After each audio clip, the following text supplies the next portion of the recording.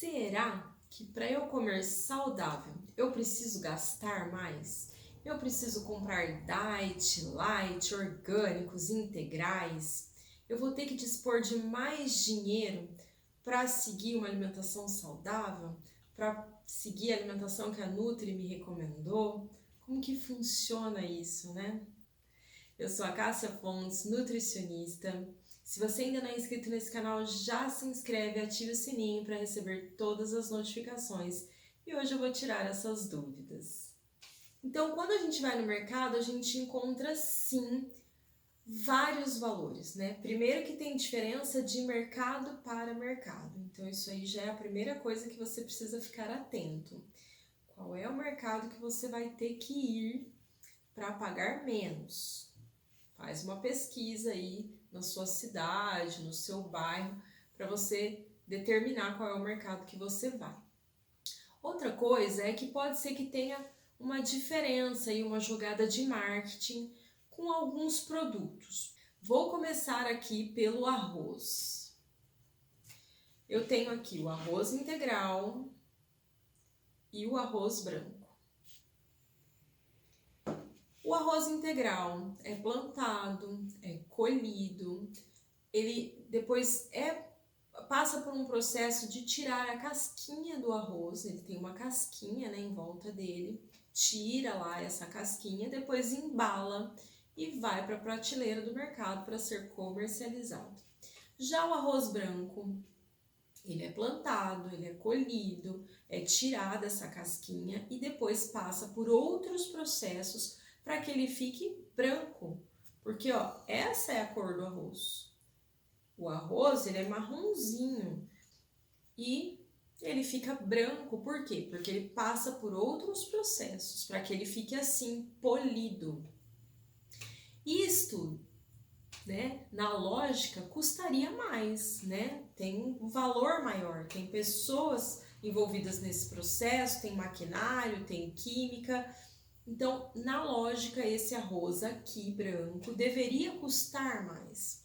Mas por uma questão aí de uma jogada de marketing, você quer comer um arroz que é rico em nutrientes, que é íntegro, sem processos, você vai acabar pagando mais. Mas você vai consumir aquele que o seu bolso pode comprar. Você só pode comprar o arroz branco, é este que você vai consumir. Qual a diferença de um e de outro? Que nesse processo de branquear o arroz, ele perde nutrientes, ele perde fibras, então você vai ter que recuperar isso de outro modo. Então, como que você pode fazer?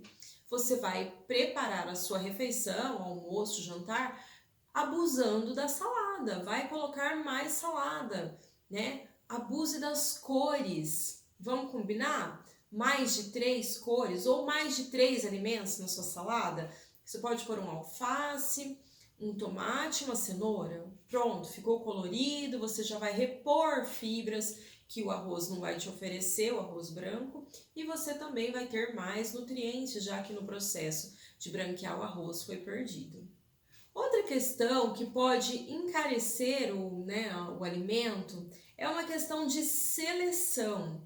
Você imagine que aqui eu tenho um arroz inteiro, o grãozinho está inteiro, e depois eu tenho um outro arroz que ele ficou mais quebradiço. O comerciante do arroz, ele não vai desprezar aquele grão, porque aquele grão, apesar de quebrado, ele é comestível. Então, o que ele vai vender? O grão inteiro a um valor, né, porque é um grão selecionado, e o outro grão quebradiço num outro valor mais baixo. Então, já que eu comecei falando de arroz, eu vou dar continuidade aí nos alimentos que compõem, né, a nossa refeição de almoço e jantar. Então, aqui eu tenho um feijão, esse feijão é um feijão branco. Aqui onde eu moro, né, no interior de São Paulo, a gente tem o hábito de comer o feijão carioquinha. Então, aqui o feijão carioquinha ele é mais barato do que outros feijões, né? Dependendo da região do Brasil, o consumo é maior, por exemplo, de um feijão preto. Então, nesta região, o feijão preto vai ser mais barato do que o feijão carioquinha. E também o que vai determinar é a oferta e a procura, né? Mas o que a gente tem de opção aqui, né, como feijões? branco, preto, carioquinha, fradinho. Então você vai olhar aquele que está mais barato no mercado, né? Tem que pensar na safra e pode ser que às vezes o valor se iguale, então aí é legal você variar. Uma hora você pega o preto, outra hora branco, outra hora o carioca, né? E vai variando porque as cores vão oferecer nutrientes diferentes. E aí você sempre vai fazendo a pesquisa para determinar qual é a leguminosa aí que você vai comprar. Lembrando que, né, entre as leguminosas você tem a opção também do grão de bico, da ervilha, da lentilha. E um outro componente, né, da nossa refeição de almoço, jantar é o prato principal. Então são as carnes, né? Pode ser a carne vermelha, suína, frango, o ovo, o peixe. Pensando no peixe também, você não precisa pensar aí no salmão, né? Você pode fazer o consumo de uma sardinha, de uma manjubinha, que é bem nutritiva também. Agora, tem que ter um cuidado aí com o consumo de embutidos, né? Salsicha, linguiça, se for caseiro, tudo bem, você que preparou. Agora, se for industrializado, a indústria acaba colocando muito aditivo, então aí é melhor evitar. Outra opção seria deixar de consumir a carne em algumas dessas refeições, né? Você de repente pode consumir a carne só no almoço e no jantar você come o arroz, o feijão e a salada, porque o feijão é rico em proteína. A proteína é o construtor do nosso organismo. Então, um prato você vai colocar o arroz como energético, a proteína como um construtor, que aí pode ser só o feijão, é uma proteína vegetal, e a salada, né? Os veganos fazem essa opção apenas pelos vegetais. E aí, falando em vegetais, tem a salada também. Quanto mais cores você colocar no seu prato, melhor. Então, faça uma salada bem colorida, porque aí você vai ter nessa salada, né, de acordo com as cores, nutrientes diferentes. Para temperar essa salada, pode usar o sal normal, não precisa ficar se preocupando em comprar sal rosa, nada disso. Usa o sal que você tem em casa, de preferência comprar um sal grosso e triturar no liquidificador para poder usar. Aí você, né, tem menos processo nesse sal também. Pode colocar vinagre, limão, abuse das ervas, né? Coloque manjericão, salsinha, coentro, cebolinha, orégano, porque aí você pode usar menos sal, né, e mais temperinhos que vão aí dar sabor, né, na sua preparação. E com relação ao óleo que você vai temperar essa salada também, o ideal seria o azeite, né? Mas a gente sabe também que o valor é mais alto. Agora, vou dar uma dica. O azeite, você tem que dosar a quantidade colocada na sua salada.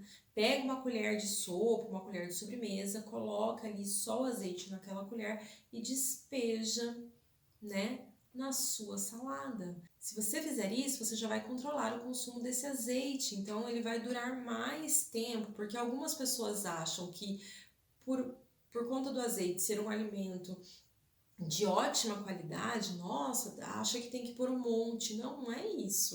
Você coloca lá dosado, o azeite tem uma quantidade de calorias enormes.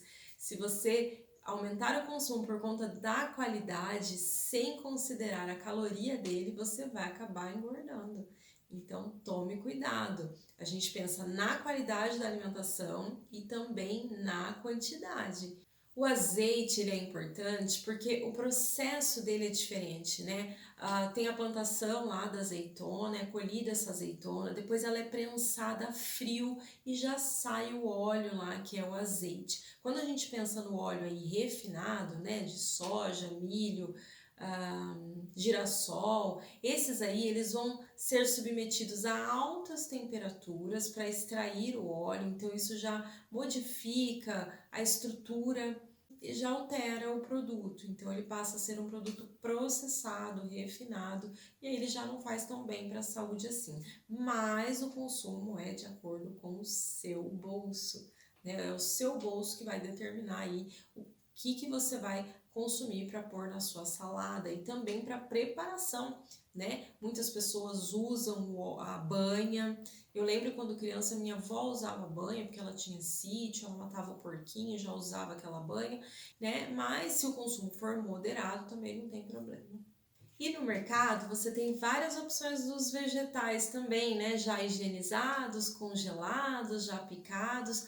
Quanto menos processo, né? Menos mão ali, maquinário, né? Mais barato ele vai ficar. Então, aí é sempre bom você comprar o mais natural, o menos processado, você mesmo picar em casa, ralar, porque aí vai baratear também.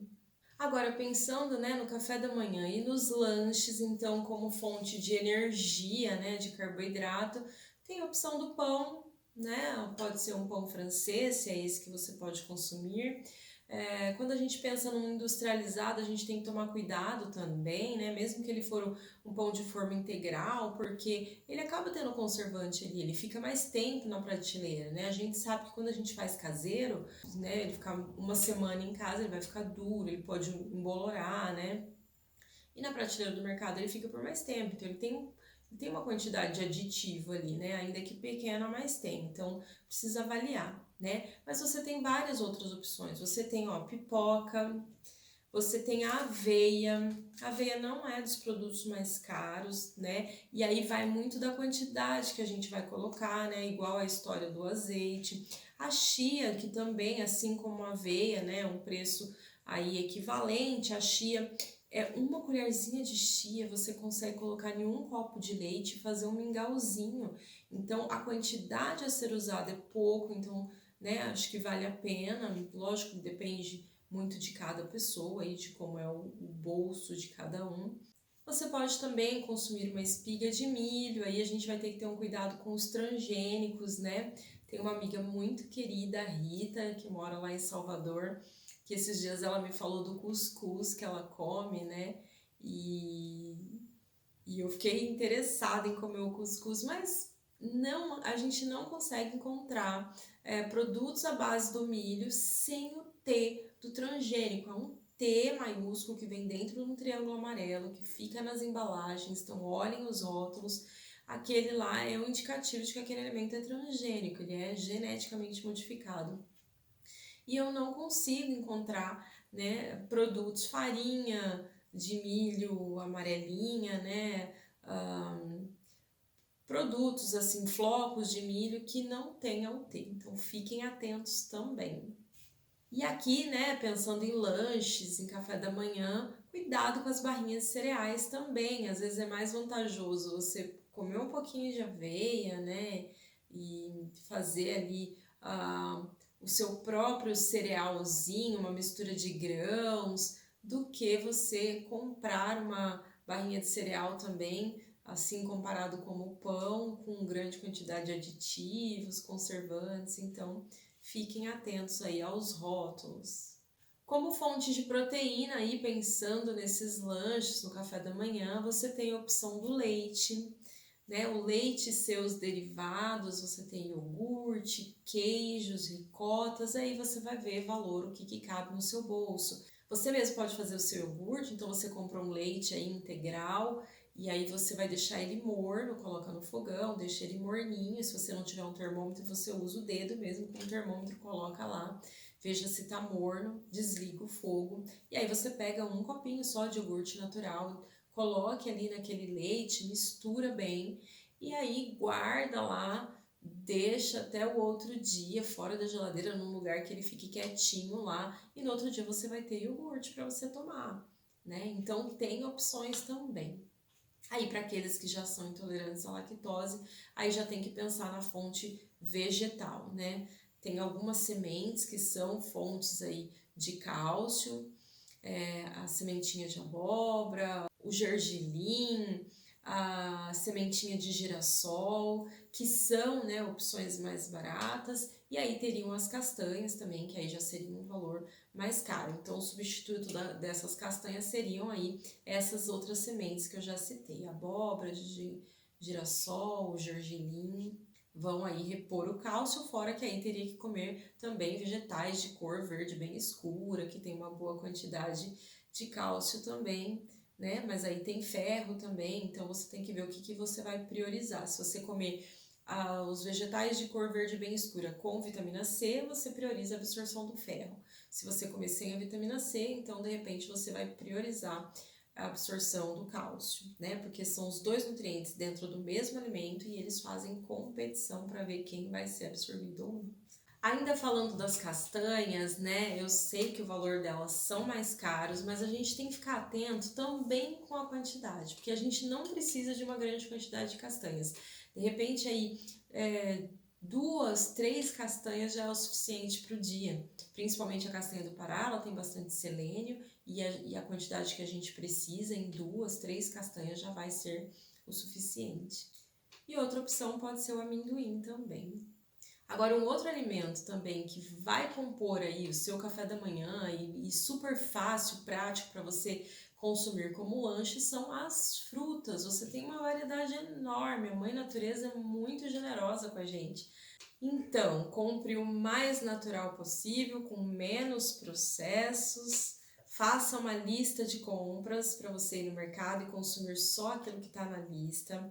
Vá para o mercado também já com o estômago abastecido para não correr o risco, né, de você pegar coisas aí que não estavam na sua lista. E sempre quanto mais natural, melhor, né? Você vai gastar menos e vai ter mais nutrientes aí na sua refeição. Eu espero ter te ajudado com esse vídeo. Se você gostou, já deixa o seu joinha, compartilhe com os amigos. Um grande beijo. Tchau!